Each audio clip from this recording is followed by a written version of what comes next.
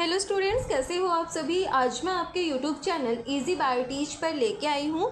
जैसे कि हमें पता है सेंट्रल पोल्यूशन कंट्रोल बोर्ड की तरफ से साइंटिस्ट बी की पोस्ट निकाली गई हैं एंड उसके अंदर माइक्रोबायोलॉजी की भी पोस्ट निकाली गई हैं।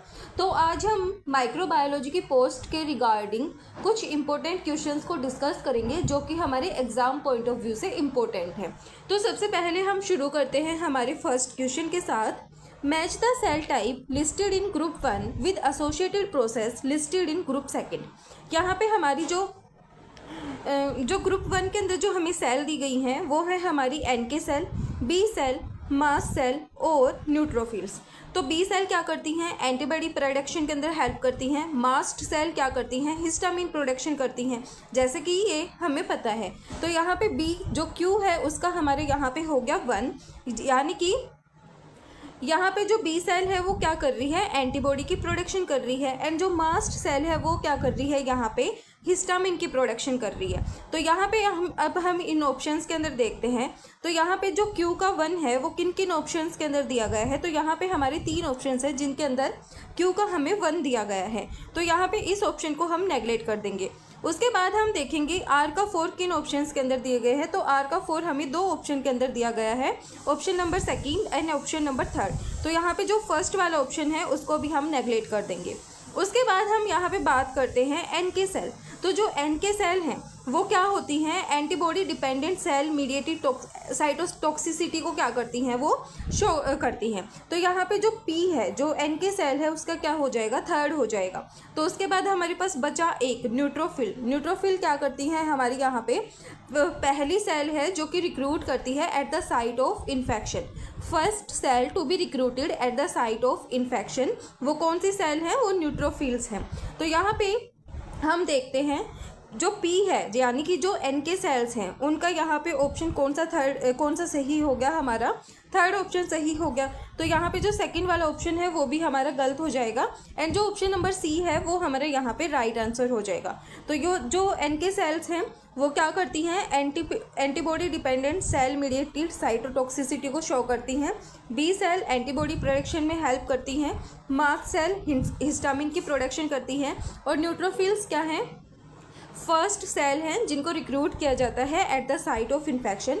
तो जो ऑप्शन नंबर C है वो हमारे यहाँ पे राइट आंसर है।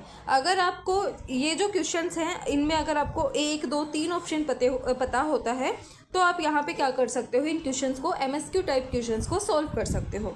उसके बाद हमारे यहाँ पे आता है 2nd question, which of the following techniques can be use to separate protein according to their molecular weight from a mixture of protein. वो कौन सी टेक्निक है जिनको हम क्या करते हैं, यूज़ करते हैं प्रोटीन को सेपरेट करने में according to their molecular weight. तो यहाँ पे जैसे कि हमें पता है जो साइज एक्सक्लूजन क्रोमेटोग्राफी है और जो इलेक्ट्रोफोरेसिस है और जो सुक्रोज डेंसिटी ग्रेडियंट सेंट्रीफिकेशन है, इन तीनों को हम क्या करते हैं, यहाँ पे यूज़ करते हैं प्रोटीन की सेपरेशन में according to their molecular weight. उसके बाद हमारा नेक्स्ट क्वेश्चन है, जो मंकी पॉक्स है वो किसके द्वारा कोज्ड किया जाता है। Monkey pox is caused by double standard DNA virus, single standard DNA virus, double standard RNA virus and single standard RNA virus. तो monkey pox double standard DNA virus क्या करता है, कोज करता है। उसके बाद हमारे यहाँ पे नेक्स्ट क्वेश्चन आता है, which one of the following convert sulphate to hydrogen sulphide, यानी कि सल्फेट को हाइड्रोजन सल्फाइड के अंदर कौन सा बैक्टीरिया है वो कन्वर्ट करता है। तो ऑप्शंस दिए गए हैं, बैगियोटा, डी सल्फोविब्रियो, थायोबैसिलस एंड थायोथ्रिक्स। तो जो डी सल्फोविब्रियो है वो क्या करता है, सल्फेट को हाइड्रोजन सल्फाइड के अंदर कन्वर्ट करता है। उसके बाद हमारे यहाँ पे नेक्स्ट क्वेश्चन है, which one of the statement about bacterial flagella is correct. इनमें से कौन सी स्टेटमेंट है जो करेक्ट है बैक्टीरियल फ्लैजिला के लिए।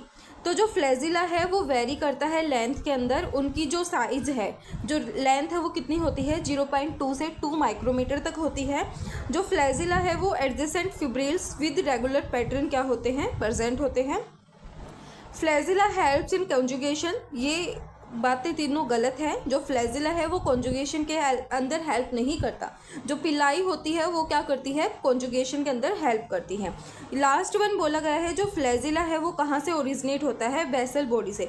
तो ये बात हमारी सही है। जो फ्लैजिला है वो हमारा कहाँ से ओरिजिनेट होता है, बेसल बॉडी से ओरिजिनेट होता है। तो यहाँ पे जो हमारा राइट आंसर है वो है ऑप्शन नंबर डी। उसके बाद यहाँ पे आता है जो माइक्रोबियल प्लास्टिक है वो किससे बना हुआ होता है।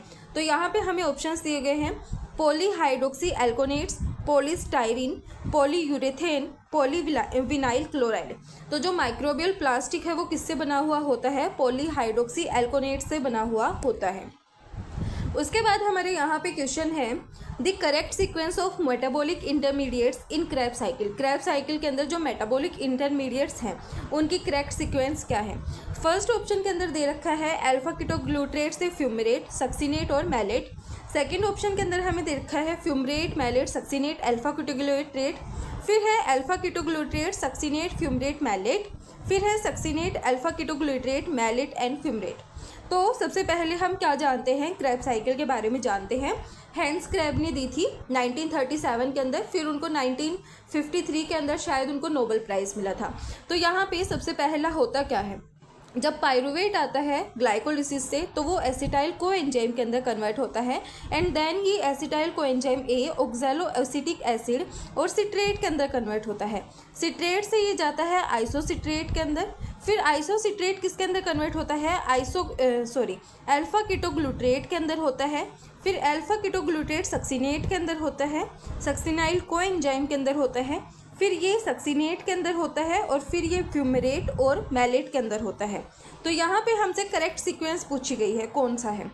तो जैसे कि हमें पता है अल्फा कीटोग्लूटरेट के बाद क्या आता है, अल्फा कीटोग्लूटरेट के बाद सक्सिनेट आएगा। तो यहाँ पे ये ऑप्शन हमारा गलत है, ये भी ऑप्शन हमारा गलत है और ये भी हमारा गलत है। अल्फा कीटोग्लूटरेट के बाद सक्सिनेट आएगा, फिर फ्यूमरेट आएगा और फिर मैलेट आएगा। मैलेट फिर बाद में किसके अंदर कन्वर्ट होता है, ऑक्सैलो एसिटिक एसिड के अंदर कन्वर्ट होता है। तो ये हमारी क्या होती है, करेक्ट सीक्वेंस होती है। क्रैब साइकिल से रिलेटेड आप सारे क्वेश्चंस करके जाना, उसकी जो नेट रिएक्शन है वो आप करके जाना, कितने एटीपी प्रोड्यूस्ड हुए ये सब आप करके जाना, कौन सा एंजाइम यूज़ होता है, कितने इंटरमीडिएट्स प्रेजेंट होते हैं, कितने NADH बनते हैं और कितनी GDP वगैरह होती है, ये सब आप देख के जाना। सबस्ट्रेट लेवल फॉस्फोराइलेशन कहाँ होता है क्रैब साइकिल के अंदर, ये आप करके जाना। फिर उसके बाद हमारे यहाँ पे नेक्स्ट क्वेश्चन आता है, catabolite repression in bacteria is regulated by the concentration of. जो कैटाबोलाइट रिप्रेशन है बैक्टीरिया के अंदर वो किसकी कंसंट्रेशन से रिप्रेस किया जाता है, यानी कि रेगुलेट किया जाता है। तो यहाँ पे जो हमारा राइट आंसर है वो है ऑप्शन नंबर बी, ग्लूकोज की कंसंट्रेशन से क्या कर सकते हैं हम, जो कैटाबोलाइट रिप्रेशन है बैक्टीरिया के अंदर उसको हम रेगुलेट कर सकते हैं। उसके बाद हमारा यहाँ पे नेक्स्ट क्वेश्चन आता है, जो फैगोसाइटिक सेल हैं उनको सबसे पहले किसने डिस्कवर किया था। तो जो फैगोसाइटिक सेल हैं उनको एली मेचनिकोव नाम के साइंटिस्ट ने क्या किया था, डिस्कवर किया था। रॉबर्ट हुक ने सेल की डिस्कवरी की थी। रॉबर्ट कोच ने क्या किया था, अपने पोस्टुलेट्स दिए थे, माइकोबैक्टीरियम ट्यूबरकुलोसिस हो गया, बैसिलस एंथ्रेक्सिस हो गया, उसके ऊपर स्टडी की थी। इनने स्टेराइल मीडियम के बारे में भी बताया था। तो रॉबर्ट कोच है उनका माइक्रोबायोलॉजी के फील्ड में काफ़ी क्या है, योगदान है। उसके बाद पॉल एलरिच ने कीमोथेरेपी के अंदर अपना डिस्ट्रीब्यूशन दिया था, कीमोथेरेपी की फील्ड के अंदर। तो यहाँ पे जो हमारा राइट आंसर है, फैगोसाइटोसिस को सबसे पहले किसने डिस्क्राइब किया था, वो किया था एल मेचनिकोव ने। फिर हमारे यहाँ पे आता है, which one of the following statement about batch culture of microbes is not correct. इनमें से कौन सी स्टेटमेंट है जो बैच कल्चर ऑफ माइक्रोब्स के लिए करेक्ट नहीं है।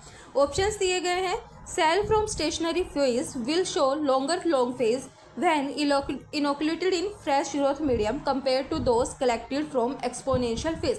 तो जो सेल्स होती हैं स्टेशनरी फेज के अंदर वो लॉन्ग लेग फेज को क्या नहीं करती, शो नहीं करती हैं, वो बिल्कुल क्या होती हैं, कॉन्स्टेंट हो जाती हैं उस टाइम पे। जो डेथ फेज है कल्चर का वो is often exponential in nature, तो ऐसा नहीं होता है। उसके बाद बोला गया है सॉरी, यहाँ पे हमसे पूछा गया है बैच कल्चर ऑफ माइक्रोब्स के लिए कौन सी स्टेटमेंट करेक्ट नहीं है। तो ये जो स्टेटमेंट है हमारी वो सही है। जो सेल है स्टेशनरी फेज के अंदर वो क्या करती हैं, लॉन्गर लैग फेज को शो करती है जब हम उसको इनोकुलेट करते हैं फ्रेश ग्रोथ मीडियम के अंदर, compare to those collected from exponential phase. जो डेथ फेज कल्चर है, डेथ फेज ऑफ कल्चर है, वो ओफन किसके फेज में होता है, एक्सपोनेंशियल के फेज में होता है। जैसे ये हमारी क्या होती है, लॉग फेज होती है, फिर यहाँ से उठ के लैग फेज आती है, फिर ये हमारी स्टेशनरी फेज होती है और ये हमारी डेथ फेज होती है। तो ये हमारा क्या होता है, ये कर्व होता है। उसके बाद जो स्टेशनरी फेज़ है वो क्या है, क्रिप्टिक ग्रोथ फेज़ है। तो ये बात सही है, जो स्टेशनरी फेज़ है वो क्या है, क्रिप्टिक ग्रोथ फेज़ है। उसके बाद जो rate of generation of new cell during exponential growth phase is constant. तो ये बात बिल्कुल गलत है कि जो रेट ऑफ जनरेशन है नई सेल का एक्सपोनेंशियल ग्रोथ फेज़ के अंदर क्या होता है, कांस्टेंट होता है। तो वो कांस्टेंट नहीं होता है। तो ये हमारे क्वेश्चन के अंदर हमसे पूछा गया था।